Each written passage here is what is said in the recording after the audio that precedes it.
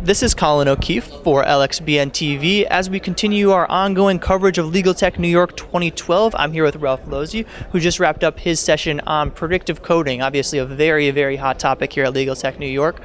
Ralph, starting off with, kind of the basics, obviously transparency is another topic that's really hot in eDiscovery right now. Can you explain, what it means to be transparent in the eDiscovery process and how, litigators go about doing that?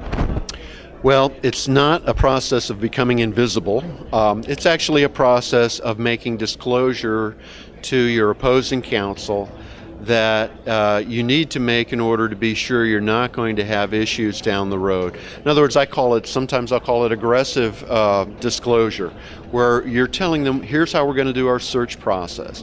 We're going to use predictive coding. Do you have a problem with that? If they do, it's better to know that up front. Maybe then you find out why, you discuss the issues. If you ultimately agree to disagree, and this is a process of trying to cooperate, but cooperate doesn't mean capitulate.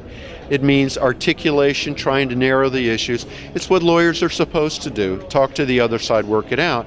But if you can't work it out, if what you've disclosed you're going to do, they say, no, that's unreasonable, and you can't work it out, then you take it to a court. And that's basically something that should be happening at 26F conferences. It's not always possible in view of the rush time demands, I know that.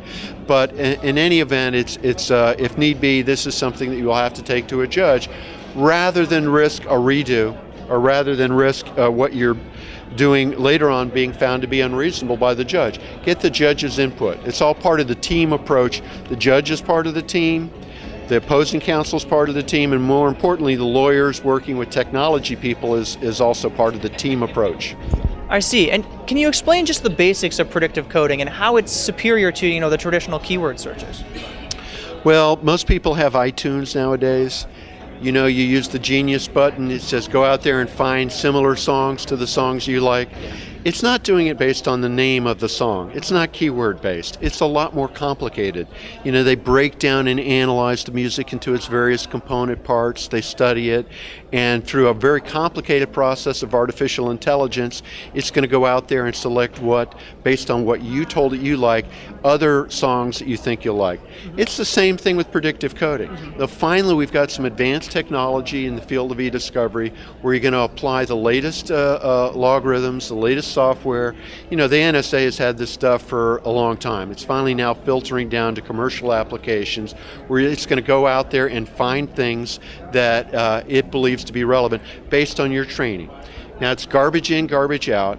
If you tell it that you like Barbra Streisand and that's wrong, it's going to come back with Barbra Streisand songs. So you better know what you're telling it. And that's why it then becomes, a whole new way of doing it. It's called iteration. So it comes back. It's like a dog, find me this, brings back, and they say, no, that's not what I wanted, but that is, So you say, you tell it, you teach it again, you then repeat or iterate the process, and it goes back based upon what you taught it and comes back again. And so you may go back and forth multiple times until it's starting to bring back, yes, that's what I wanted. You've now understood what I believe is relevant. So it's training relevancy to computers using much more sophisticated analysis and logarithmic processes than mere keyword, which basically was 1960s technology. I mean, we've got to outgrow that, and the vendors need to make this a more affordable process. I'm calling on all vendors to bring down the prices so that the average practitioner can use it. We got Siri on our phones, and we need to have these artificial agents also in our law practice to help us out. It's the only way we're going to cope with everybody getting 200 emails a day. Every custodian, they got 100,000, 200. I had a case that had 350,000 emails in the inbox for only 3.5 years. How can you deal with that? The human mind can't. We've got to work with computers. That's what predictive coding is all about. That's why I'm excited about it, is we're finally getting some good software out there to allow us to do that. Makes sense. It's very exciting stuff and a very hot topic. Once again, Ralph Losey, partner and National eDiscovery Counsel at Jackson Lewis, which actually has many publications, on the Lex Blog Network. For more videos from LegalTech New York with LegalTech presenters, exhibitors, and attendees, be sure to check out lxbn.lexblog.com. Thanks, Ralph. Thank you.